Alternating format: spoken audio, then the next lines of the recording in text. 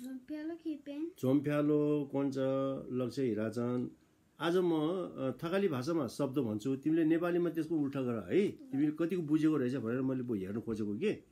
अनि खा भनेको के हो खा का कता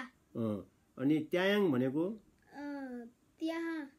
अनि कन भनेको भात अनि खु भनेको तिउन अथवा दाल प्ला भनेको तरकारी त्यहाँ कसै छले लिम्बु भनेको मिठो हालिम्बु भनेको नमिठो अनि चत भनेको नुन अनि छुगु भनेको पिरो छुगु भनेको के हो नि छुगु भनेको छुगु भनेको तेल अब त्यो छुगु अनि मोर भनेको मोर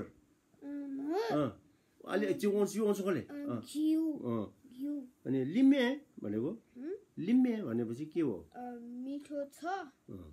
तजी